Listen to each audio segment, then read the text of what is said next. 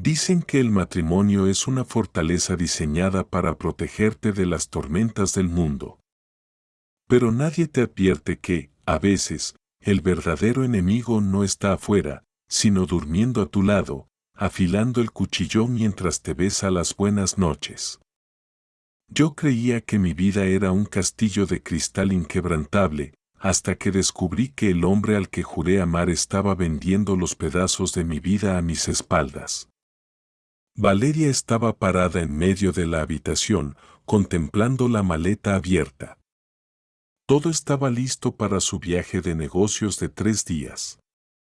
El traje gris impecable, la blusa color marfil, la carpeta con los documentos y su neceser. Todo estaba organizado con esa precisión militar que la caracterizaba. A sus 33 años, había aprendido que el orden era la única forma de sobrevivir siendo una madre trabajadora, sostén de familia y ama de casa perfecta, sin pedirle ayuda a nadie. Ricardo estaba sentado al borde de la cama, hipnotizado por la pantalla de su teléfono. Tenía el ceño fruncido y los labios apretados. Valeria conocía ese gesto. Estaba tenso, aunque intentara ocultarlo bajo una máscara de indiferencia. Su esposo lucía más joven de sus 37 años. Tenía esa figura atlética y el cabello oscuro siempre bien peinado, con un reloj suizo en la muñeca que costaba más de lo que debían gastar. Siempre le importó demasiado la apariencia. ¿Ya revisaste todo?, preguntó él sin levantar la vista. Sus dedos se movían frenéticamente sobre la pantalla. Sí, todo está listo, respondió Valeria cerrando la cremallera de la maleta. Los boletos, los informes, todo. Regresaré pasado mañana a las 9 de la noche. Ricardo finalmente levantó la cabeza. Hubo un destello extraño en sus ojos, como si quisiera decir algo y se arrepintiera al instante. Se levantó, caminó hacia ella y la abrazó. Fue un abrazo frío, mecánico, como el de un muñeco de plástico. Eres increíble, Valeria. Todo saldrá bien, como siempre, dijo con un tono de voz tan plano que helaba la sangre. Sé que puedo confiar en ti. Eres la mujer más responsable que conozco. Valeria asintió, pero sintió un pinchazo en el pecho. Esas palabras sonaban bonitas, pero vacías. Eran como un guión mal aprendido. Se apartó y lo miró a los ojos, buscando al hombre del que se había enamorado, pero Ricardo ya estaba sonriendo con esa sonrisa ensayada de vendedor de autos usados. Camila se quedará con mi madre, aclaró Valeria, aunque sabía la respuesta. Claro, doña Isabel se encargará. Todo está bajo control. No te preocupes por nada, respondió él rápidamente, dándole la espalda para volver a su teléfono. Valeria suspiró. Camila, su hija de 6 años de su primer matrimonio, era un tema tabú. Ricardo nunca la había tratado mal, pero tampoco la quería. La ignoraba con una maestría dolorosa. Valeria había aceptado esa frialdad hacía 3 años, pensando que era el precio a pagar por tener una familia completa. Pero cada vez que él mostraba esa indiferencia, el corazón se le rompía un poco más. Agarró su bolso de cuero y su maleta. Ricardo ya estaba en la puerta, listo para llevarla a la estación central. El viaje en el viejo sedán gris fue silencioso. 30 minutos de una calma que presagiaba tormenta. Al llegar a la estación, Ricardo bajó la maleta del maletero y caminaron hacia los andenes. En la entrada, casi chocan con una figura pequeña y encorvada. Era doña Rosa, la limpiadora de su edificio. Una mujer de 74 años que trabajaba incansablemente fregando escaleras y, al parecer, también limpiando mesas en la estación para sobrevivir. ¿Se va de viaje, niña?, preguntó doña Rosa con sus ojos grises llenos de bondad, asomando bajo un pañuelo desgastado. Sí, doña Rosa, solo 3 días por trabajo, respondió Valeria con amabilidad. La anciana la miró fijamente, escaneando su rostro, y luego desvió la mirada hacia Ricardo con una seriedad repentina. Buen viaje, mi niña. Cuídese mucho, y tenga los ojos bien abiertos, añadió en un susurro que Valeria apenas escuchó. Valeria agradeció y siguió caminando, enviando un mensaje rápido a su madre: ya estoy en la estación. Besa a Camila por mí. Doña Isabel respondió al instante con palabras de amor.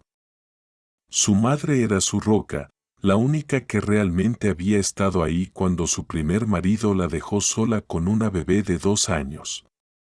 La estación era un caos de ruidos y olores.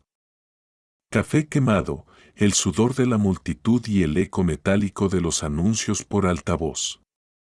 Llegaron frente al tren azul de alta velocidad. Vagón 8, asiento 32. Bueno, suerte en el viaje, dijo Ricardo con una alegría repentina y exagerada. No te preocupes por nada aquí. Yo tengo todo bajo control absoluto. Solo concéntrate en tu trabajo. Valeria se detuvo en seco. Un escalofrío le recorrió la espalda. Había algo en esa frase, control absoluto, que sonaba a amenaza velada. Ricardo nunca hablaba tanto en las despedidas. Normalmente era un beso rápido y adiós. ¿Por qué tanta insistencia en que se fuera tranquila? Está bien, dijo ella lentamente. Nos vemos, Ricardo. Él se dio la vuelta y se alejó con paso rápido, perdiéndose entre la multitud sin mirar atrás ni una sola vez. Valeria caminó por el andén de concreto contando los vagones. La gente se abrazaba, lloraba, reía. Ella se sentía extrañamente sola. Llegó a su vagón.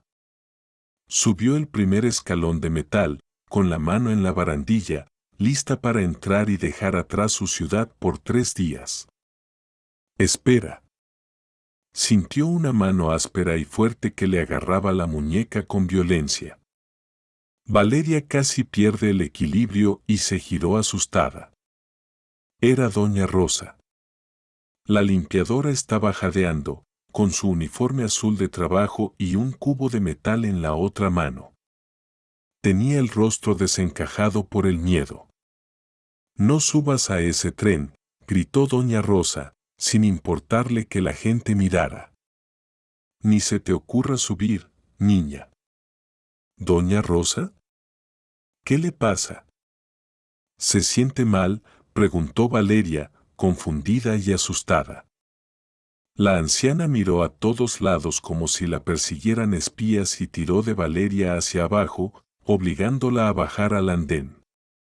Se acercó a su oído y susurró con una urgencia aterradora. Ven conmigo ahora mismo. Tengo que mostrarte algo. Es de vida o muerte. Valeria intentó soltarse.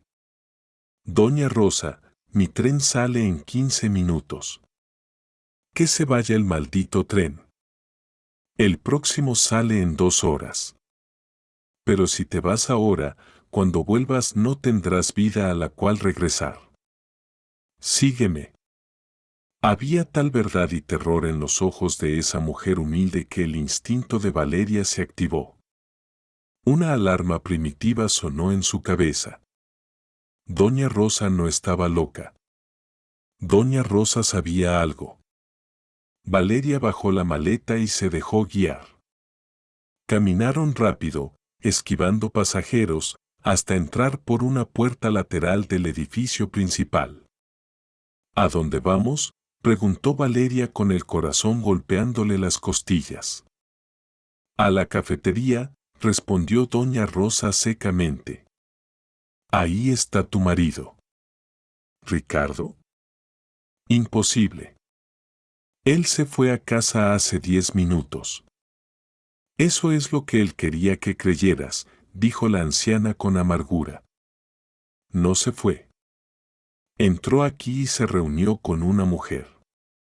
Están sentados ahora mismo, planeando tu desgracia. Valeria sintió que el suelo se abría. ¿Una mujer? ¿Una amante? ¿Era eso? Doña Rosa la llevó hasta la entrada de la cafetería, escondiéndose detrás de una columna ancha. El lugar olía a pan horneado y traición. Mira. En la mesa del fondo, junto a la ventana. Valeria agudizó la vista y sintió ganas de vomitar. Allí estaba Ricardo. El mismo que le había dicho adiós hacía un momento. Y frente a él no había una amante cualquiera. Era Beatriz, su cuñada. La hermana menor de Ricardo. La mujer estaba llorando desconsoladamente, con los ojos hinchados y rojos. Ricardo le hablaba inclinándose sobre la mesa, con una intensidad que Valeria nunca había visto dirigida hacia ella. ¿Qué hace Beatriz aquí? ¿Por qué llora? ¿Y por qué mi marido me mintió? Espera aquí, susurró doña Rosa tomando su fregona. Voy a acercarme a limpiar cerca de su mesa. Tengo el teléfono grabando en mi bolsillo.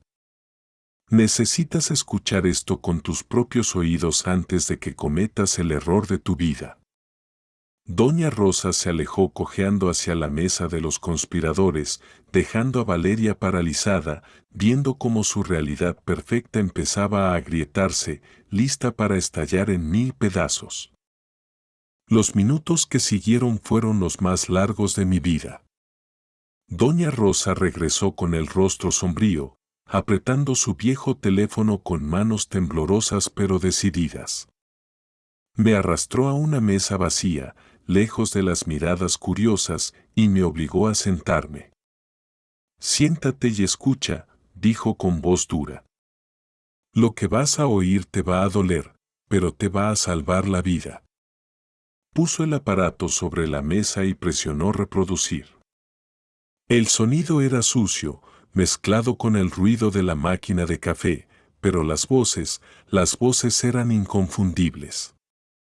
Primero escuché el llanto de Beatriz, un sonido agudo y desesperado. Ignacio lo arruinó todo, Ricardo. Todo. Son $80,000. 80,000. Ya me amenazaron. 2 tipos me esperaron fuera de casa. Dijeron que si no pagamos, nos van a destrozar. Ricardo, por favor. Luego, la voz de mi esposo. Esa voz grave y segura que solía susurrarme promesas de amor, ahora sonaba fría, calculadora, irreconocible. Cálmate, Beatriz. Ya tengo la solución. Valeria se acaba de ir de viaje. Tenemos 3 días.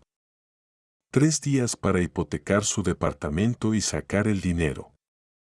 Sentí como si me hubieran arrancado el aire de los pulmones. ¿Mi departamento? ¿El techo de mi hija? Pero es ilegal, ella tiene que firmar, sollozó Beatriz en la grabación. El abogado Salgado se encarga de eso, respondió Ricardo con impaciencia. Falsificará su firma. Tiene copias de sus documentos. Todo parecerá legítimo. Ella no se enterará hasta que sea demasiado tarde. Y para entonces, ya habremos pagado la deuda y yo me encargaré de manejarla a ella. La grabación se cortó. El silencio que siguió fue ensordecedor. Doña Rosa me puso una mano en el hombro, un ancla de realidad en medio de mi naufragio. ¿Ahora entiendes por qué te bajé del tren? Si te hubieras ido, habrías vuelto siendo una indigente. Levanté la vista. Mis ojos estaban secos. El dolor se había evaporado, reemplazado por algo mucho más útil, una ira gélida, afilada como un bisturí. Mi mente, entrenada para cuadrar balances y detectar errores financieros, empezó a funcionar a 1000 revoluciones por hora. Analicé la situación en segundos. El departamento era un bien prematrimonial, comprado con la herencia de mis padres y mis ahorros. Ricardo no tenía derecho a un solo centavo. Pero si falsificaban mi firma con un notario corrupto, la ley tardaría años en darme la razón. Tengo que tener pruebas visuales, dije, y mi voz sonó tan extraña que no parecía la mía. Necesito verles las caras mientras conspiran. Esa es mi chica, asintió doña Rosa. Saca tu teléfono. Yo voy a volver a limpiar cerca de ellos. Tú quédate detrás de la columna y graba todo. Que no se te escape ni un gesto. Me escondí tras una columna de hormigón, activé la cámara y apunté. En la pantalla de mi celular vi cómo se completaba el cuadro de la traición. Un hombre de traje gris, con un maletín de cuero desgastado, se acercó a la mesa. Era el licenciado Salgado. Lo reconocí de inmediato, un abogado de poca monta con el que Ricardo había jugado al pádel un par de veces. Un tiburón de alcantarilla. Salgado se sentó y sacó una carpeta. Hice zoom con la cámara. Pude ver los documentos. Pude ver mi nombre en el encabezado. Todo está listo, escuché decir al abogado, mientras doña Rosa, valientemente, pasaba la fregona cerca de sus pies, grabando el audio en paralelo. Tengo el poder notarial. Falsificaré la firma de Valeria esta misma tarde. Mañana a primera hora lo presentamos en el banco y pasado mañana tienen los $80,000 en la cuenta. Mi comisión es del 10% por el riesgo. Trato hecho, dijo Ricardo, estrechándole la mano. Ese apretón de mano selló su destino. Grabé cada segundo. Grabé la sonrisa de alivio de mi cuñada, la avaricia del abogado y la traición en los ojos de mi esposo. Cuando terminaron y Salgado comenzó a guardar los papeles, detuve la grabación. Guardé el video en la nube, me lo envié por correo y se lo mandé a mi madre. La evidencia era indestructible. Doña Rosa regresó a mi lado, dejando el cubo de agua sucia en el suelo. ¿Lo tienes?, preguntó. Lo tengo todo, respondí.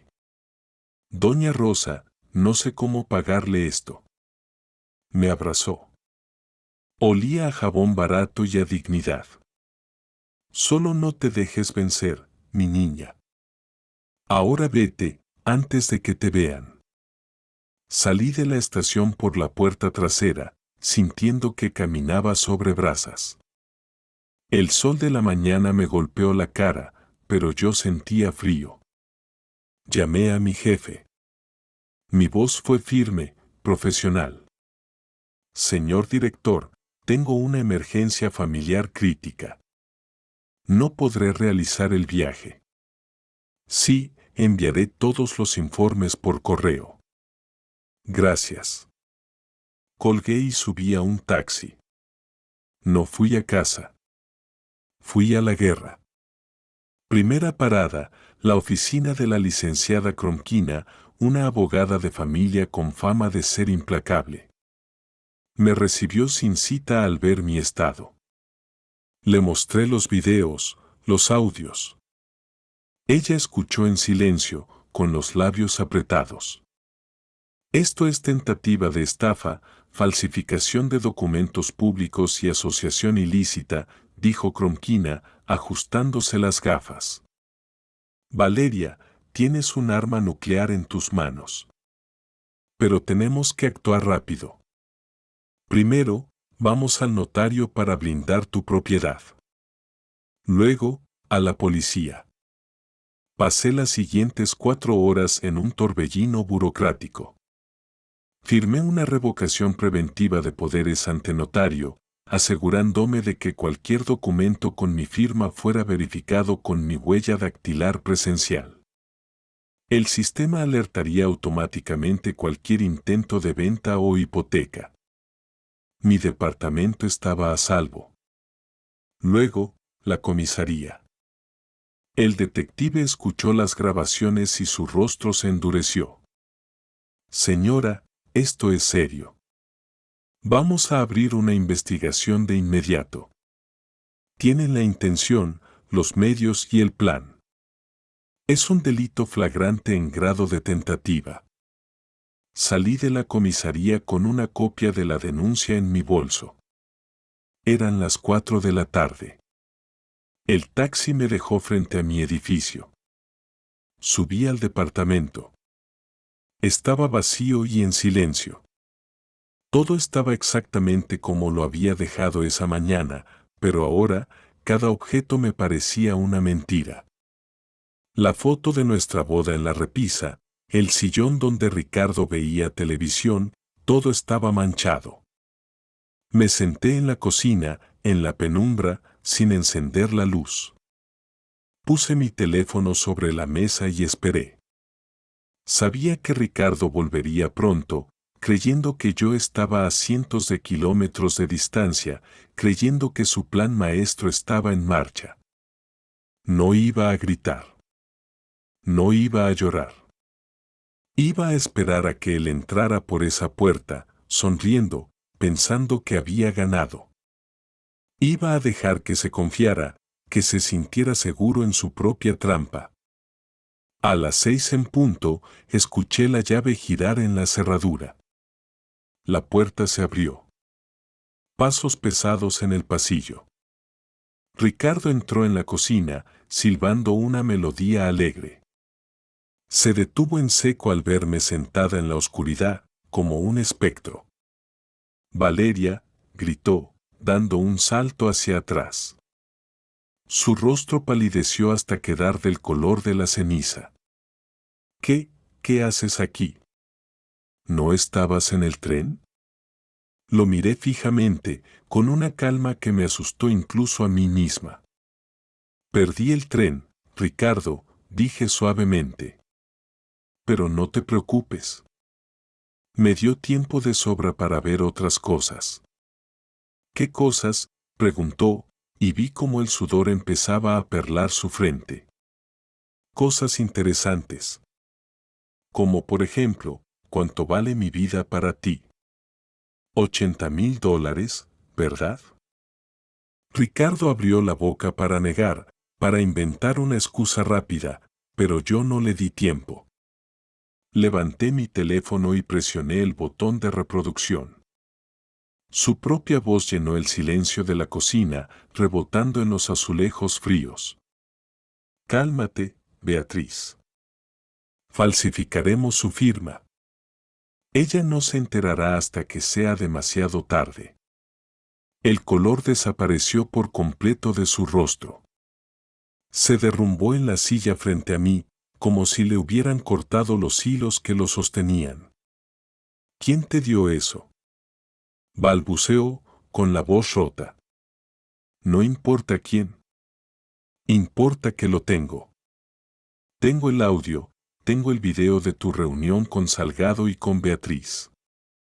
Tengo pruebas de tu conspiración para cometer fraude, falsificación de documentos y estafa contra tu propia esposa. Ricardo se pasó las manos por el cabello, desesperado. Valeria, no lo entiendes. Es por la familia. A Beatriz la van a matar si no pagamos.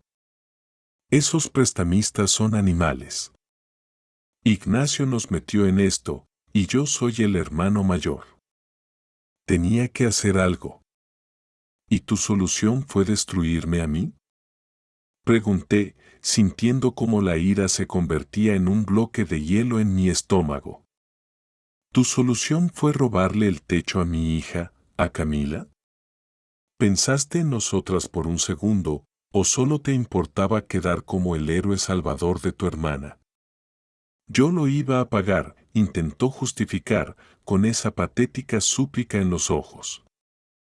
Hubiera pedido un préstamo personal, hubiera trabajado el doble. Mientes. Grité, golpeando la mesa. Con tu sueldo jamás podrías cubrir una deuda de $80,000 más intereses. El banco me habría quitado el departamento en 6 meses. Nos habrías dejado en la calle. Me levanté y caminé hacia la puerta. La abrí de par en par. Quiero el divorcio, Ricardo. Y quiero que te largues de mi casa ahora mismo. Valeria, por favor, no tengo a dónde ir. Ese no es mi problema. Ve con tu hermana, esa por la que estabas dispuesto a traicionarme. O vete debajo de un puente. Pero aquí no pasas ni un minuto más. Ricardo me miró, buscando algún rastro de duda en mi rostro, pero solo encontró una pared. Se levantó lentamente, fue a la habitación y en 10 minutos salió con una bolsa de deportes mal cerrada. No se atrevió a mirarme a los ojos cuando cruzó el umbral. Cerré la puerta tras él y pasé el cerrojo. Luego, empujé una silla contra el picaporte. Esa noche no dormí. Mi teléfono empezó a vibrar sin cesar. Mensajes de Beatriz. Valeria, por favor, escúchanos. Somos familia. No nos denuncies. Ignacio está desesperado. Bloquear. Luego, un mensaje de un número desconocido. Era el licenciado Salgado. Estimada Valeria, creo que ha habido un malentendido. Podemos arreglar esto civilizadamente sin involucrar a las autoridades. Tengo una propuesta económica para usted. Me reí con amargura. El abogado corrupto tenía miedo. Le respondí con un solo mensaje. Salgado, tengo grabada su confesión sobre la falsificación de mi firma. La policía ya tiene copias. No me escriba más o lo acusaré de acoso también. Bloquear. A la mañana siguiente, cambié la cerradura. Mi hogar volvía a ser una fortaleza, pero esta vez, el enemigo estaba afuera. Sin embargo, la batalla apenas comenzaba. La policía me citó para ratificar la denuncia. El oficial me advirtió que sería un proceso duro, que intentarían desacreditarme, que usarían a la madre de Ricardo para manipularme. Y tenía razón. 2 días después, recibí la llamada de doña Teresa, mi suegra. Doña Teresa llegó al café 5 minutos tarde. Se veía 10 años más vieja que la última vez que la vi. Se sentó frente a mí, sin pedir nada, y puso sus manos arrugadas sobre la mesa. Valeria, por favor, suplicó con voz temblorosa. Retira la denuncia. Es mi hijo. Si va a la cárcel, su vida se acaba. Él tiene 37 años, ¿quién le va a dar trabajo con antecedentes penales? La miré y sentí una pena profunda, pero no por Ricardo, sino por ella. Una madre ciega ante la maldad de su cría. Doña Teresa, dije suavemente pero con firmeza, su hijo planeó dejarme en la calle. Planeó robarme el patrimonio de toda mi vida y el techo de mi hija Camila. Él no pensó en mi futuro. ¿Por qué debería yo pensar en el suyo? Ella rompió a llorar, murmurando cosas sobre la familia y el perdón. Me levanté, dejé un billete para pagar el café que no tomó y me fui. Esa fue la última vez que sentí culpa. Una semana después, el martillo de la justicia cayó. Me enteré por mi abogada que la policía había notificado a Ricardo en casa de su madre. Imaginen la escena, él, durmiendo en el sofá viejo de su infancia, despertado por 2 oficiales que le entregaban una citación penal. No era solo una demanda de divorcio, Era una imputación por tentativa de estafa agravada y falsificación de documento público. El día del juicio llegó 2 meses más tarde. El cielo estaba gris, como si la ciudad misma contuviera el aliento. Entré a la sala del tribunal con la cabeza alta, vestida de negro impecable, acompañada de la licenciada Cronquina. Al otro lado de la sala estaban ellos. Ricardo parecía un fantasma. Había perdido peso, su traje le quedaba grande y tenía ojeras profundas. Beatriz no paraba de sollozar en un pañuelo, y su esposo Ignacio miraba al suelo, avergonzado. El gran ausente era el licenciado Salgado. Su caso se había separado, ya que el colegio de abogados le había retirado la licencia preventivamente y enfrentaba su propio infierno legal. El juicio fue rápido y brutal. Ricardo intentó balbucear una defensa, diciendo que lo hizo por desesperación, que nunca tuvo la intención real de dañarme. El juez, un hombre mayor con cara de pocos amigos, lo escuchó impasible. Entonces, mi abogada reprodujo el video. La sala quedó en silencio absoluto. La voz de Ricardo llenó el espacio, clara y nítida. Ella no se enterará hasta que sea demasiado tarde. Yo me encargaré de manejarla. Vi cómo Ricardo cerraba los ojos. Sabía que estaba acabado. No había contexto que pudiera justificar esas palabras. No había desesperación que explicara la frialdad con la que vendió a su esposa. El juez golpeó el mazo. La sentencia fue contundente. Ricardo y Beatriz fueron declarados culpables. Aunque, por ser su primer delito y no haberse consumado el robo, no irían a prisión efectiva, se les impuso una pena de 2 años de prisión en suspenso. Eso significaba antecedentes penales permanentes. Tendrían que presentarse ante el tribunal cada mes y no podrían salir del país. Además, se les ordenó pagar una indemnización por daños morales y cubrir todos mis costos legales. Pero el castigo real no fue el del juez. Fue la vida misma. Al salir de la sala, me crucé con Ricardo en el pasillo. Se detuvo frente a mí. Ya no quedaba nada del hombre arrogante y exitoso que creía ser. Valeria, susurró. Lo siento. Fui un imbécil. Perdí todo. Lo miré a los ojos y me di cuenta de algo sorprendente, ya no sentía odio. El odio requiere energía, requiere que la persona te importe.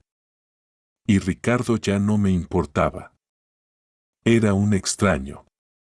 No perdiste todo, Ricardo, le respondí con calma. Simplemente tiraste a la basura lo único valioso que tenías, a una mujer que te amaba de verdad. Suerte con tu deuda. Me di la vuelta y caminé hacia la salida, donde el sol empezaba a romper las nubes. Mis tacones resonaban en el piso de mármol con un ritmo constante, fuerte, libre. Atrás quedaba el lastre. Adelante estaba mi vida. Pasó un año. 12 meses que parecieron volar, llevándose consigo las cenizas del pasado. Dicen que la mejor venganza no es el odio, sino el éxito masivo. Y vaya si tenían razón. Sin el peso muerto de Ricardo arrastrándome hacia abajo, mi vida despegó como un cohete. En la empresa, mi jefe notó el cambio. Valeria, te ves imparable, me dijo un día. Y lo era. Me ascendieron a directora financiera regional. El aumento de sueldo me permitió no solo mantener mi departamento, sino renovarlo por completo. Pinté las paredes de blanco y azul, colores de libertad, borrando cualquier rastro de la decoración que Ricardo había elegido. Y por supuesto, no me olvidé de mi ángel de la guarda. Una tarde de diciembre, bajé al vestíbulo del edificio esperando encontrarme con doña Rosa. La vi allí, fregando el piso con la misma humildad de siempre. Me acerqué y le entregué un sobre grueso y una caja grande envuelta en papel dorado. ¿Qué es esto, niña?, preguntó ella, limpiándose las manos en el delantal. Ábralo, doña Rosa. Sus ojos se llenaron de lágrimas al ver el contenido. Dentro de la caja había un abrigo de lana de primera calidad para el invierno y en el sobre un bono de regalo para un balneario de aguas termales con todos los gastos pagados para ella y su hermana. Además, había un cheque. No era una fortuna, pero era suficiente para que no tuviera que limpiar mesas en la estación de tren nunca más. Valeria, no puedo aceptar esto, sollozó. Usted no aceptó dinero ese día, pero me salvó la vida. Esto es lo mínimo que puedo hacer. Gracias por abrirme los ojos. Nos abrazamos allí mismo, en el vestíbulo, dos mujeres de generaciones distintas unidas por la lealtad. En cuanto a Ricardo, las noticias vuelan en una ciudad pequeña. Supe que vive con su madre, en la misma habitación de su adolescencia. Trabaja como repartidor en una empresa de logística, ganando apenas lo suficiente para pagar sus deudas y la manutención de sus propios errores. Su hermana Beatriz y su cuñado siguen huyendo de los acreedores, viviendo en la sombra. A veces, la justicia poética tarda, pero cuando llega, es implacable. Pero yo ya no pienso en ellos. Mi mente estaba enfocada en otra cosa, el mar. Por fin hice ese viaje. No un viaje de negocios apresurado, sino unas vacaciones reales. Llevé a Camila a la costa. Recuerdo estar sentada en la arena blanca, bajo una sombrilla, viendo a mi hija correr hacia las olas con una risa que me llenaba el alma. El sol calentaba mi piel y por primera vez en años sentí una paz absoluta. No había teléfono sonando, no había mentiras, no había deudas ocultas. ¿Está ocupada esta silla? Levanté la vista. Un hombre estaba parado cerca, sonriendo. Tenía una mirada amable, franca, sin dobleces. Se llamaba Alejandro. Era arquitecto, estaba allí de vacaciones con su sobrino. No, está libre, respondí, devolviéndole la sonrisa. Hablamos durante horas. Hablamos de libros, del mar, de la vida. No hubo chispas de película ni promesas eternas instantáneas, pero hubo algo mejor, respeto. Sentí que estaba hablando con un igual, con un hombre que no necesitaba apagar mi luz para brillar él. Al atardecer, mientras caminábamos por la orilla con los niños jugando delante de nosotros, me di cuenta de la lección más importante de todas. La traición duele. Te rompe, te hace dudar de todo. Pero también te limpia. Te quita las vendas de los ojos y te muestra quién eres realmente. Yo no era la víctima de Ricardo. Yo era la sobreviviente. La guerrera que defendió su castillo. Miré el horizonte, donde el sol se fundía con el mar en un abrazo dorado, y respiré hondo el aire salado. La vida es demasiado corta para vivirla con miedo, y demasiado valiosa para compartirla con quien no te merece. Mi nombre es Valeria, y esta es mi nueva historia.